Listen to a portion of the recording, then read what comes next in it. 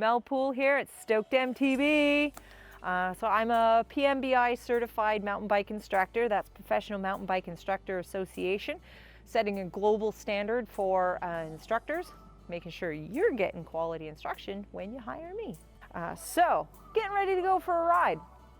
And we want to check our bikes over every single time we ride because we want to make sure that everything is tight and functioning properly before we get out on the trail, especially before we go drop it into anything neat and gnarly. So I'm going to use a little acronym to make sure that I'm doing a systematic check. I like to call it ABCDT. Sounds a bit awkward, but it works. Anyway, bear with me. A stands for air. Is there air in my tires? Is there the right amount of air? So with a mountain bike, we can get away with the old Charmin test, the clamshell, the squeezing of the tire. We can get away with that. With the hybrids and the road bikes, once you get above 30 PSI, you really can't feel the difference between 30 PSI, 50, 60, 80. So those you're gonna definitely wanna use your floor pump for that. With a mountain bike, what tire pressure do you want? Well, that's a very loaded question. Depends on the volume of your tires, depends on the riding that you're doing. If you're gonna be out on the rail trail, you're gonna be pumping those tires up pretty hard to reduce your rolling resistance so that you can chug out those miles all the easier. If you're gonna be doing a lot more technical riding, you're gonna want to have a softer feel to the tires, let it sort of deform around the terrain or over the rocks and the roots and stuff. That will give you better traction. So what tire pressure you're going to use is going to be very dependent on what you're running. So I don't have a magic number for you, but you can message me and I can help you out. So that's A. Moving on to B, stands for brakes.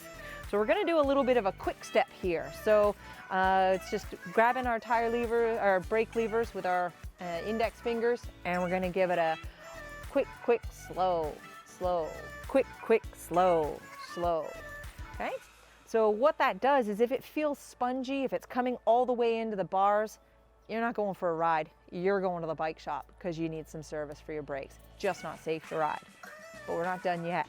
We're going to roll the bike up onto its back wheel, and we're going to do it again. Quick, quick, slow, slow, quick, quick, slow, slow. So why are we doing that? Well, that's because with hydraulic brakes, what we're looking for is perhaps there's a little air bubble in the lines, and what that's going to give you that spongy feeling. And by tipping the bike up and changing the axis, you're allowing that air bubble to move. Maybe it's hiding somewhere in the bends and the cables. So by moving it like that, we're able to find it, and then that way we can get the bike serviced. Okay?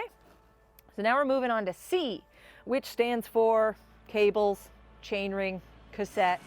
Basically means you're gearing. So do a couple of laps in the parking lot or your driveway if you're riding out from your house, and just work your way through all of the gears and just making sure that everything's changing smoothly, it's not sticking, because trust me, you don't want to be trying to mess around with that kind of stuff out there on the trail, covered in mosquitoes. That's just not a good time. Okay, so that's C. Moving on to D. So D's a fun one. So D stands for drop. We're going to lift our bike up and we're going to let it drop. Okay, just not terribly high. We're just listening for anything that springs or makes a weird sound. We want to know what normal sounds like so that we can identify when something isn't right. Say, for example, my through axle was open, okay? And I do the drop test. Well, that made a lot more noise. Yeah, we don't want to ride like that.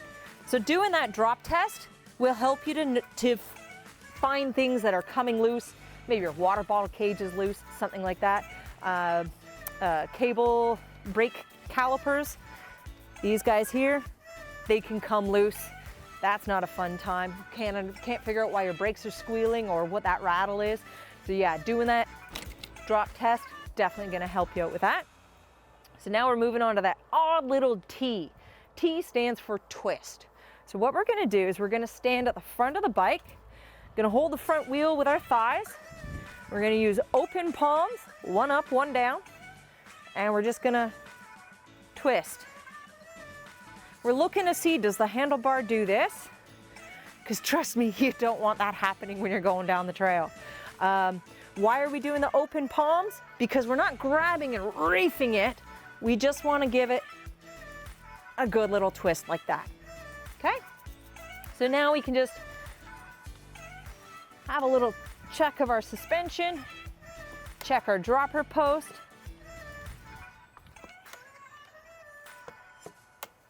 And yeah, let's ride.